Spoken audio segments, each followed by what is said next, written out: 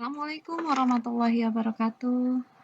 Halo semuanya, kali ini kita masih belajar terkait dengan dalam mata kuliah pembelajaran sastra Indonesia. Nah, kali ini kita masuk topik pengembangan rencana pembelajaran. Topik ini tentu nanti kita akan fokuskan bagaimana mengembangkan pembelajaran untuk khusus KD-KD terkait dengan sastra Indonesia.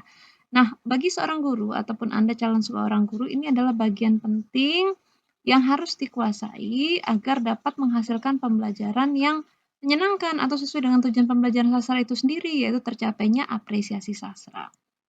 Baik, kita coba lihat sedikit terkait dengan konsep.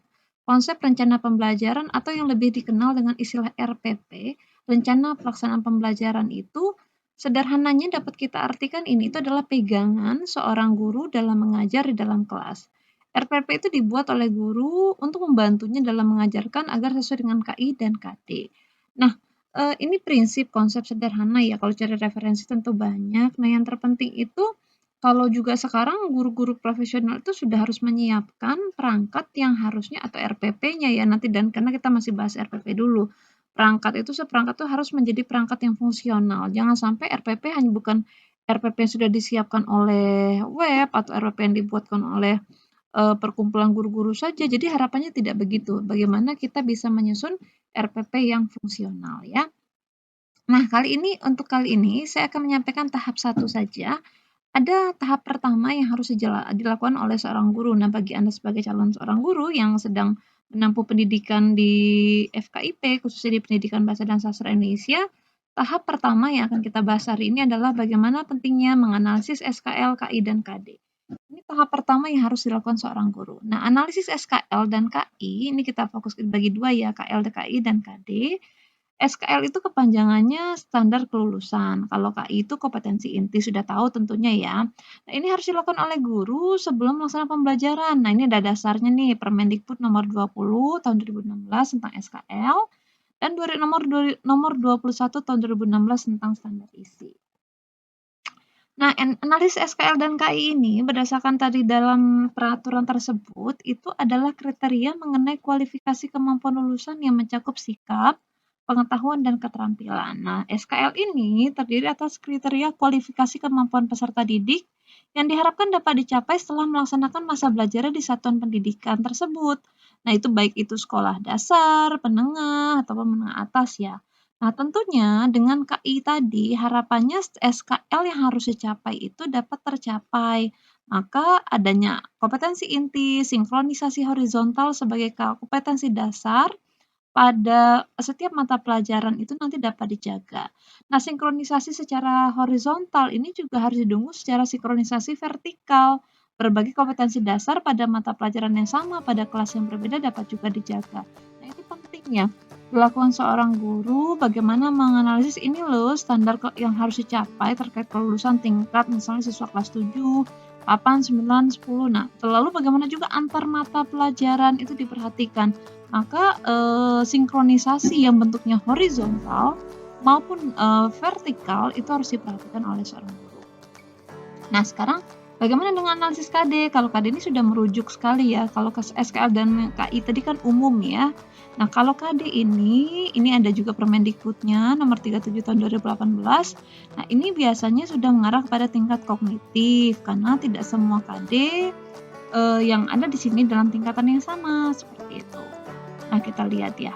Pertanyaannya, kapan analisis itu dilakukan? Nah, analisis ini sebaiknya dilakukan awal tahun pembelajaran. Maka setiap guru itu biasanya kalau nanti Anda yang sudah mahasiswa di lingkungan pendidikan di FKIP, ketika Anda mengikuti praktik PLP di sekolah, Anda kan tahu tuh kapan saja guru melakukan analisis. Nah, idealnya ini dilakukan di awal tahun pembelajaran, bukan pada saat proses tahun pembelajaran berjalan. Jadi harusnya di awal, sehingga SKL dan KI itu sudah matang dulu ditentukan, dianalisis kebutuhannya apa, sehingga tidak mengganggu proses pembelajaran dan sudah menjadi jelas arah dan tujuannya. Gitu.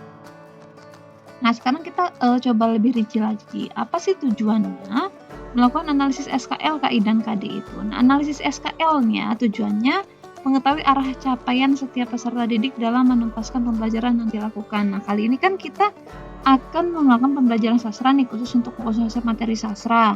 Maka SKL nanti arahnya ke sana. Ini harus dicapai guru untuk mengetahui arahnya nanti peserta didik harus bagaimana nih gitu yang harus dicapai. Kalau KI mengetahui KI yang dirumuskan itu sudah mencapai SKL atau belum. KI ini kan nanti itu ada KI spiritual, sikap, pengetahuan, dan keterampilan. Nah ini harus digunakan oleh guru juga dalam merancang pembelajaran. Ini sudah harus jelas nih arahnya. Nah itu sudah ada dokumennya di awal. Nah ini harus sudah dirancang ya. Kalau KD ini mengetahui apakah yang dirumuskan ini dapat mencapai KI tadi arahnya. Jadi semuanya saling berkaitan. Nah, nanti KD ini mengarah kepada kognitif tadi ada level C1, C2, C3, C4, C5 dan C6. Nah, ini harus Anda bisa membedakan nih yang C1 itu mengetahui, memahami, mengaplikasi, menganalisis, mengevaluasi atau mencipta. Nah, yang diarahkan untuk mencapai hot itu adalah C4, C5 dan C6. Tapi C1, C2, dan C3 tetap masih ada, tapi dia sebagai penunjang gitu ya. Nah, tahapan 1 tadi inilah yang harus akan Anda gunakan dalam proses selanjutnya yang pada pertemuan kali ini kita masih membahas dulu bagaimana Anda mampu menganalisis tersebut. Maka tentu bahannya untuk perangkat, nah itu kan luas ya dilakukan guru biasanya dalam pembelajaran nanti untuk langkah sederhana lah untuk dapat melakukan analisis KD itu. Sekarang kita arahkannya untuk dalam tugas perkuliahan ini, Anda nanti akan saya minta melakukan ini juga dilakukan oleh guru ya. Tahapan pertama untuk merancang perangkat yang kita merumuskan ke perencana pembelajarannya atau ke RPP-nya. Lakukanlah observasi, mengidentifikasi masalah dan merumuskan masalah dalam pembelajaran. Nanti setelah ini ada tahapannya namanya mencari alternatif solusi. Nanti kita masuk ke pertemuan minggu depan ya. Nah, observasi dan identifikasi masalah ini dilakukan secara individu nih, masing-masing Anda personal, anggaplah Anda calon guru ya. Kalau Anda seorang guru kan Anda punya kelas, tapi karena tidak punya kelas, bagaimana Bu? Anda bisa, yang sudah PLP bisa mengingat waktu PLP, bertanya dengan gurunya langsung, bisa menyimak visual ya pembelajaran-pembelajaran terkait dengan pembelajaran sastra yang sudah ada, atau bentuknya audio visual atau laporan atau isi dari sumber manapun. Jadi mewawancaraimu boleh. Ya lalu Anda sehingga tahu apa yang dibutuhkan ya dalam pembelajaran. Misalnya Anda menemukan bahwa ternyata untuk membelajarkan cerpen itu di sekolah ini ditemukan ternyata hasil observasi Anda siswa ternyata cenderung tidak aktif, apresiasi tidak ditemukan. Ternyata penyebabnya apa? Ternyata guru nggak menggunakan media, guru masih menggunakan metode ceramah. Nah itu sudah ada identifikasi masalah. Kalau begitu, Anda mampu merumuskannya. Nah, ini dasarnya dulu nih. Sehingga kalau ini sudah dapat dirumuskan, nanti guru bisa memilih model yang tepat, pendekatan yang tepat, media yang tepat. Ini dasar kita untuk merancang pembelajaran. Ya, ini harus Anda rumuskan. Nah, nanti untuk perkuliahan kita kali ini, nanti ada lembar kerja yang akan saya minta Anda susun di dalam e-learning. Seperti itu. Baik, untuk informasi pengenalan ini mungkin juga bermanfaat buat yang lain ya, sebagai calon seorang guru ataupun bagi guru yang merancang RPP, rancanglah pembelajaran yang fungsional sesuai kebutuhannya karena terkait identifikasi dan masalah ini tidak sama setiap kelas meskipun sama-sama kelas 7 SMP, tapi belum tentu kebutuhannya itu sama. Jadi sebaik apapun sebuah pembelajaran itu yang terbaik adalah yang sesuai dengan kebutuhan siswanya. Mari sama-sama kita belajar melakukan langkah pertama ini dan harapan kita nanti RPP-nya meskipun Anda belum menjadi ini bagi yang mahasiswa ya, belum menjadi seorang guru, setidaknya RPP Anda juga sudah fungsional sesuai dengan apa yang Anda amati ataupun sesuai dengan hasil wawancara Anda kepada guru-guru ataupun tempat Anda pernah praktik seperti itu ya, PLP 1 khususnya. Baik, terima kasih atas perhatiannya. Sedikit kutipan dari beberapa sumber yang saya ambil. Orang hebat itu bisa melahirkan beberapa karya bermutu, tetapi guru yang bermutu dapat melahirkan ribuan orang-orang hebat. Oke, selamat belajar menjadi guru yang hebat. Terima kasih atas perhatiannya. Sukses selalu. Wassalamualaikum warahmatullahi wabarakatuh.